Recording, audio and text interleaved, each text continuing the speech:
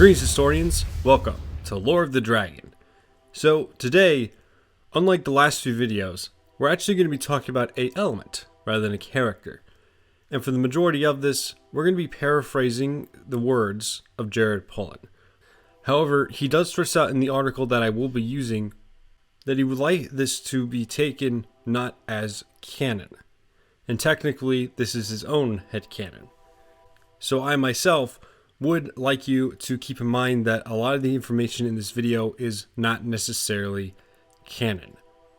But the only reason why I'm using it is because this is really the only information we have on the element outside of what is in the games, which is rather lackluster. So, without further ado, let's get on with Aether. In the article that I linked down below in the description, Jared Pullen goes to length about what exactly Aether is and how it works, the comparison between it and Dark Aether, and the different abilities each one has. And for some of this, I will be quoting him exactly, so you get an idea for how exactly it works, and then I will go in depth about how I think it could apply to the lore and fix a few things in the Legend of Spyro that weren't exactly explained with this new information. Whether you call it Aether or convexity, all can agree it is by far the most complicated of the elements, for only by mastering the four primary elements can a purple dragon hope to obtain it. It comes as a fleeting storm when it is needed greatest or in the hour darkest, and only a focused soul can harness its unfathomable energies. The name Aether itself is derived from the Greek word of the same spelling, meaning the material deemed to fill the region of the universe beyond the terrestrial sphere, directly referring to the ethereal space beyond our own planet. In Greek mythology, Aether is a personification of space and heaven, and in more contemporary uses as ether relates to the substance of which magic itself, or mana, is made.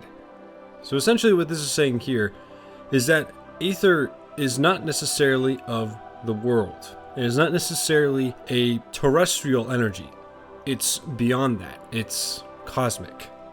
It derives its power from a cosmic force, unlike the normal elements, which derive their power from the world that they are on.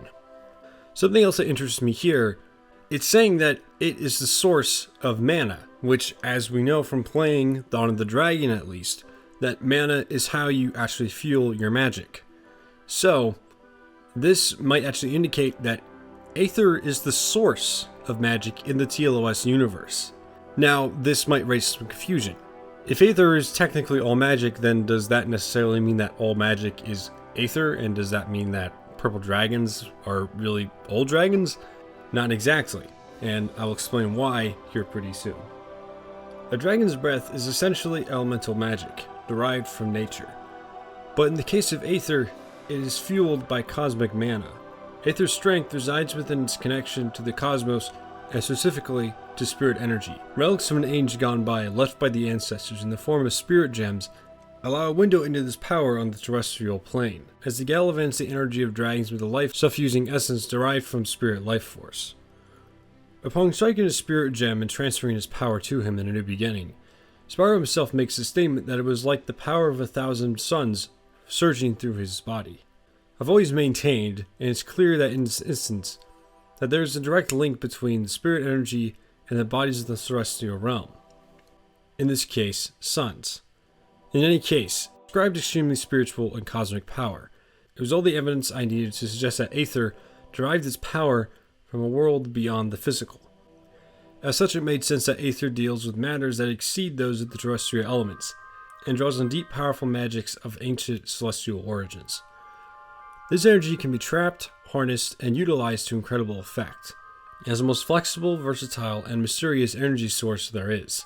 It's all about how Aether channels cosmic and spirit energy, as the purple dragon draws from the very wellspring of the self, the spirit, and the spirit of others. In this way, energy in its purest form can be projected, moved, repelled, altered, or even transferred, as might be the case with the purple dragon lending its power or healing another by transferring its own energy. And I propose that the energy cannot be created nor destroyed, only harnessed and directed elsewhere.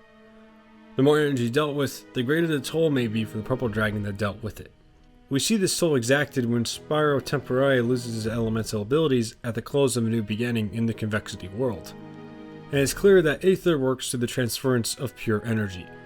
Yet through Aether, in addition to lending his strength, there would certainly be other aspects of a dragon's energy that can be transferred as well, or even taken. Essentially what this is saying is that normally elements derive their power, of course, from nature, as was stated earlier. But Aether derives itself from two different places: the spirit, or rather life force, and the cosmos itself. It acts as an energy, which in its purest form can be transferred or even changed. Now, this brings up a theory I had while reading this. And this brought up a question while I was reading as well. Where does normal magic come from? Well, as stated earlier, apparently, Aether almost acts as an energy to fuel normal magic, as the term ether actually provides the energy or mana that is needed to make magic. So essentially, this is how it becomes normal magic. The ability that it has to transfer into a different form allows it to become what is necessary to make magic. Again, this doesn't necessarily mean that all dragons are purple dragons, or that they can all use Aether. This just means that at one point the energy that they did use was Aether, but it transferred itself into, let's say, fire or normal magic, which they use to use their own elements. And this might explain the origins of magic in the Legend of Spyro universe. Now, part of this might explain why Spyro had to actually gather all the elements to get Aether in the first place. And there might be a certain threshold for different elements to become what is considered pure Aether, as these four elements might have almost acted as puzzle pieces to a greater whole, which eventually turned out to be Aether. Now, there was one part of the last paragraph that caught my attention, which is that Aether can take. Now, this might not necessarily be Aether, but is definitely a part of what Dark Aether is, the counterpart and almost the flip side of normal Aether.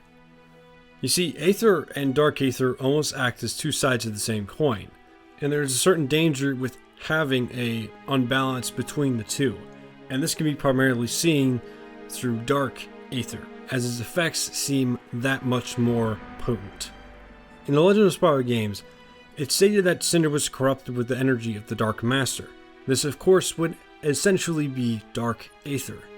And this later on, Pullen goes to explain that Dark Aether might be the reason that, let's say, poison or fear exist, as those are more aggressive and malevolent energies, rather than, let's say, lightning or fire or anything else that's more natural. He says that there is a taint that comes with Dark Aether, and by the way his headcanon goes, it almost has a personality, that it wants to overtake those who use it, that it wants to control the ones who think that they are able to use its power. Now, this idea of balance might explain a few things in the actual games themselves that weren't necessarily explained, and I want to go into those. In A New Beginning, there's not necessarily an explanation why the Aether attack actually reverted Cinder back to a pseudo-normal state. Remember what I said about balance earlier? Well, that might be an explanation, as when Cinder was hit, the Aether attack, yes, actually injured her. It was almost able to push out some of the Dark Aether within her body and loosen its grip on her, allowing her to revert to her previous state. A second appearance of this sort of thing happening might be in Dawn of the Dragon as well, as was a rather unexplained problem in the continuity, which is that Cinder became purple. Now, there is a reason behind this that it was actually said, which was that Cinder didn't work well with shading and her black scales in Dawn of the Dragon, so they changed it to purple to better fit the look. However, a mod by Infinite Extremer actually proved this wrong, and she looked completely fine, so I don't necessarily know why it was avoided. But I digress. Now, as we see in Dawn of the Dragon, she's a pseudo-purple dragon. She's not necessarily a purple dragon by definition of the prophecy, And if you want me to get into that, I'll probably do a theory video on the Purple Dragon prophecy. Now, a theory behind this is that like its counterpart, Dark Aether, Aether leaves a certain taint, as the element of a dragon dictates what their scalar color is. Now, this might be the same with Aether as well, that it almost does leave a taint, however, it's purple and not necessarily so much about, and doesn't leave necessarily markings like it does on Cinder. Now, with the markings still there, we would of course see that Cinder is still somewhat tainted by Dark Aether. Now, as I do with most of my videos, I'm going to see how exactly Aether can be added into a new game. However, it might already exist. Sort of. You see, Aether already in the Legend of Spyro is supposed to be a source of magic, or at least a type of magic. And as we know, magic already exists in the original timeline, and of course in Reignited.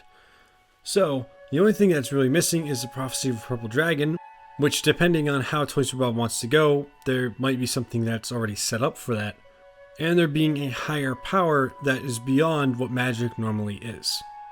So with Aether, it's more or less, we have to wait and see about how Toy Story Bob wants to actually approach the new game. So for me, there isn't really much to be said on the subject. However, in the story, I imagine that maybe there's at some point, like in my last video, Bianca, almost wanting to learn the ways of a sorceress, actually goes to the Forgotten Realms and finds something on a cosmic power. Something that's even beyond magic. And she could bring this to Spyro, or maybe even this book can be the plot point for an entire game. And whoever finds this book might be able to have something that's even beyond magic. This would be Aether, of course. Anyway, that's just a theory of mine. If you want to provide something of your own, you can go ahead and leave it down in the comments below. Anyway, that's going to be it for me. I hope to see you all in the next lore video. Stay safe, historians.